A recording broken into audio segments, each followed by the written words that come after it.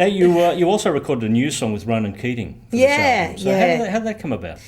Well, Universal, I'm having a really nice relationship with my label, which not a lot of artists can say that, because often, and especially today, there's a lot of pressure on labels to compete with the whole internet sort of, and that's been coming along for a long time. So they've got a big job on their hands as to how to maintain the business of being a music business, actually, which is a very tricky business and takes, I think, clever people, single individuals, which is what it always took. I mean, Ireland was run by a single individual back when it was in its heyday, and London Records when I was there, and there was always a name you could rest the laurel on.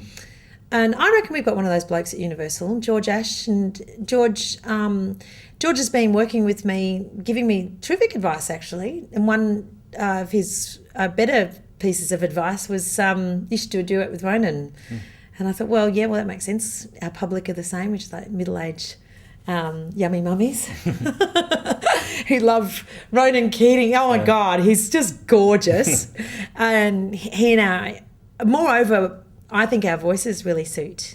I think he's actually a terrific musician and singer, and there's something, because of the Hawaiian maybe in me, there is a country bluegrass element, and there's something in the song that he wrote, because he wrote this song off the record, that's very country, actually. For those of you who hate country, I'm sorry about that. But it's got that beautiful Hawaiian traditional sound. I just love it. Hawaiian traditional Irish country. Well, it's a whole new genre, isn't it? But actually, don't be surprised about that, because you have to imagine Hawaiian music was established by Irish sailors. It wasn't established. Well, the Hawaiian music is more like Tahitian music, but the Hawaiian guitar music, slack guitar, and how we hear it comes from a whole range of different imported instruments and sailors, and even down to the country music built around reels. Da da da da da da da la la la la, and even if you listen all the way up to the Appalachian Hills, and all the way back to Gene Clark, the whole gang. It's bizarre, but even the earliest country people will say that Hawaiian music was very, very important in the early stages of country. Isn't that wacky? It is. Yeah, and yet it's in me. It's all that bluegrass, the slack key guitar and the ukulele. Yeah, amazing. Wow. See, we've got a history lesson here today too. Be in the business long enough, you can spin the crap with all the best ones. I got trivia for days, lifetimes. Yeah. How was that song actually recorded? Did you actually get in the studio together, or was it done sort of on other parts of the planet? Well, no, we didn't to begin with. The album was recorded, and Ronan was invited to do Ronan artist asked me to do a duet for his album, which he's just released, which is Songs for My Mother. And he had a beautiful song, actually, a country song called Stay, that he wanted to do a duet with me, and I was honoured that he wanted to do that. And then I was even cheekier and said, listen, you don't have to have any Christmas songs hanging around. And he said, well, actually I do. I have a Christmas song I wrote.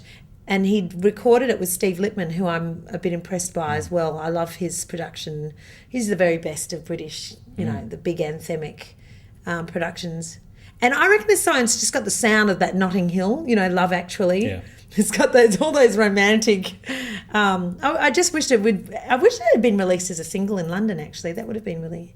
I suppose it's not too late. No. Yeah, we'll see what they're going to do with it. But he and I recorded. I got his song and his recording, obviously, with Steve, because he'd done it a couple of years before but hadn't released it. And then I got to sing with him and to him in the studio, which was kind of cute. But then flew in from America, and he flew in from Ireland. We met on morning television, and I said, hi, Ronan. He said, hi, Kate. And then we just cracked out in song. It was unreal. Wow. Yeah. Beautiful stuff. Yeah.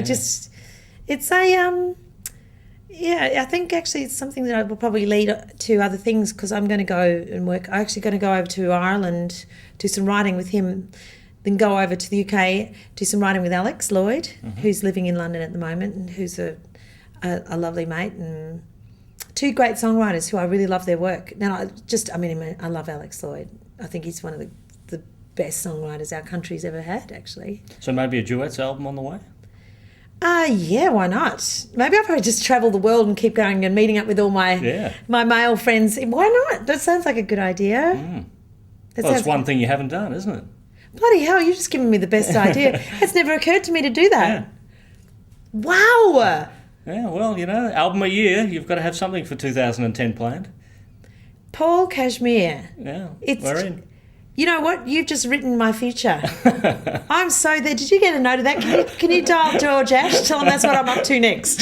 The Duets album, yes, and a different country for every song. You might as well get a few travel trips out of it. This week I have the good fortune, I think, to be performing with Jimmy, and I don't get to do that very often. Last month I worked with Paul Kelly, which was beautiful again, and once again we don't get to work together enough. And it's funny how none of us get to hang out as much as we'd all want to. It's not a very fraternal team in Australia, not for not wanting to be. We're working our bums off. Everyone's on different parts of the country. You just never get a chance. And with all the people I've been working with, my God, it just make the most amazing duets album. Couldn't it be a great album? Yeah. It would be unreal. It would be unreal. Okay, done. All right, done. We know what she's up to in 2010. Yeah, that's my gift. I'll dedicate it to you. Thank you very much. In fact, what we should do a duets interview in lieu of and we'll put it on as an additional added, rather in the olden days when they used to do the 50s, those handwritten reviews. Yeah. You can interview me. The bonus disc. We'll do the bonus disc of the. You can be my reviewer. Done. Okay. Done. Oh, lovely. And then I'll transcribe it in the, how they used to have in those old albums when you open the sleeve and you get this whole sort of like a handwritten article by a journalist. That'd be all right. There you go. I've got something to do next year now too. That's great. Because it is the 26th anniversary next year. You've done the 25th this year. Yeah, I know. That's out of the way now. And who I was just hanging out with, which was amazing to me? It was a friend of mine who I met just in and around my travels, who was the drummer, the original drummer from the Spiders from Mars. Oh yeah. And he's an incredible drummer. He's like sort of like the John Bonham of contemporary pop.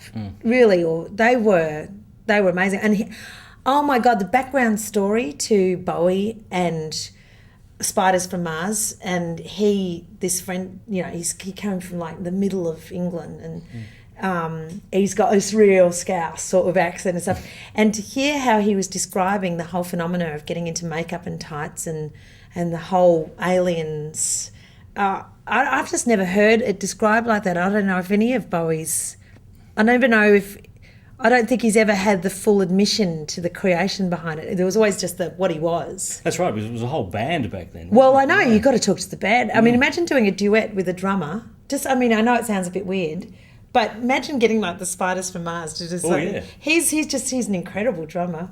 Do some wild jungle beat sort of, I don't know, maybe we'll do a version of I Love Candy or something. That'd be pretty cool. Wouldn't it? With all those drums, doom, doom, doom, doom, doom, so 80s.